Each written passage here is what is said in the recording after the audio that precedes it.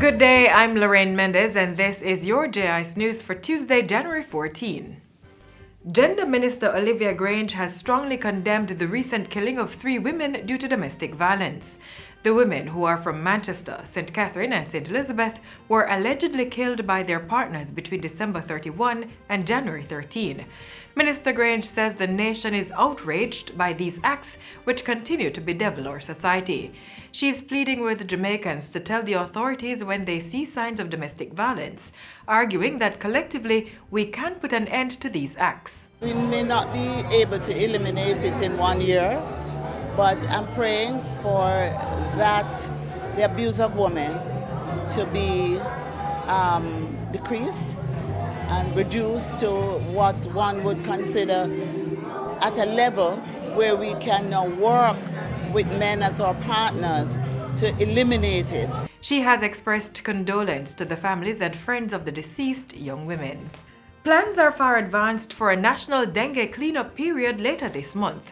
The Ministry of Health and Wellness has been spearheading assessments of critical areas with key ministries, departments, and agencies. The move is in keeping with Cabinet's approval of $1 billion to increase dengue control intervention activities. On the 24th, the 25th, and the 26th of this month, Minister Grange and all the rest of us will have a national cleanup day in recognition of ridding the country of solid waste as part of the dengue eradication drive. We want all citizens of Jamaica to be a part of that. And we want every single homeowner to look around the yard, take out the solid waste, put it out front. We are going to be working with National Solid Waste, with all the other agencies, and we're going to rid this country of solid waste because solid waste is a major cause of the dengue crisis that we face. Minister Tufton was speaking at a town hall meeting hosted by the Ministry of Local Government in Port Antonio last Friday. The health minister is expected to give further details of the national dengue cleanup activities during this Wednesday's post-cabinet press briefing. Activities surrounding the national dengue cleanup are being led in conjunction with the National Labor Day Secretariat in the Ministry of Culture, Gender, Entertainment and Sport. Meanwhile, the Health and Wellness Ministry will be ramping up activities to search for and destroy mosquito breeding sites in Portland. Portfolio Minister Dr. Christopher Tufton says fogging will also be increased. In the weeks to come, we are going to be deploying in this parish more vehicles for fogging.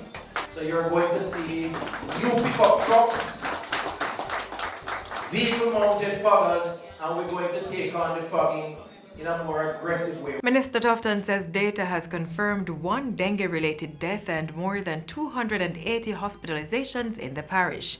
He's urging residents to be vigilant against the dengue virus by taking precautionary measures such as proper solid waste disposal. Punch holes in the tires and the cans. Stock them in containers and cover them.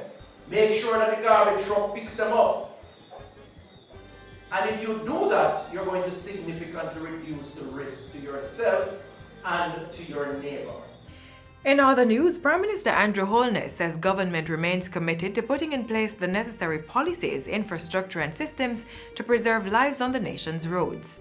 Mr. Holness was addressing the first evaluation and planning meeting of the National Road Safety Council, the NRSC, for the year. We have very much a vested interest in ensuring that we in Jamaica develop safe road practices, both from in terms of, as you have said, the public awareness and public education, the legislative framework, and our ability to enforce, but in terms of building out the infrastructure in the first place to make it safe and convenient for road users.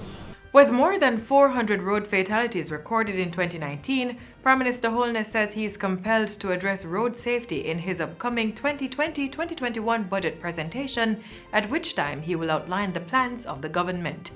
The cost of injuries on the health sector is significant, with that reported as being over $3 billion in 2014. During its first meeting of 2020, the National Road Safety Council reiterated the need for the country to be relentless in efforts to reduce deaths and injuries. The NRSC comprises public and private sector interest groups and is chaired by Prime Minister Andrew Holness. Students from 10 primary schools in the corporate area are to benefit from a new digital literacy project. The initiative was launched on Friday and targets members of the Kiwanis Builders Clubs. The aim of the project is to improve digital literacy and critical thinking skills among the students. They will also be trained to use the digital platforms in a safe and effective way. Represented by his senior advisor, Courtney Scott, Education State Minister Orlando Terrelong said the project would complement the primary exit profile. The whole idea, the whole foundation of PEP is to develop your critical thinking skills, and that's the idea here of the Kiwanis digital literacy training program. Is developing critical thinking skills, be able to think on your feet, be able to develop your debating skills. The Kiwanis Club of North St. Andrew is undertaking the initiative in partnership with the Cyber Incident Response Team CERT in the Ministry of Science, Energy and Technology, as well as the Jamaica Urban Transit Company.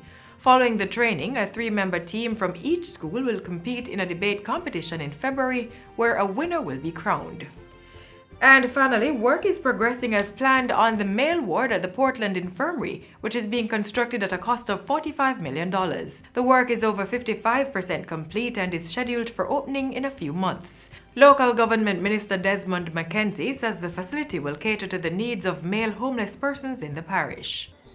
There is a need, ladies and gentlemen, for us to treat the poor and the destitute, especially our old folks, who are in the final moments, to treat them with some level of dignity and respect.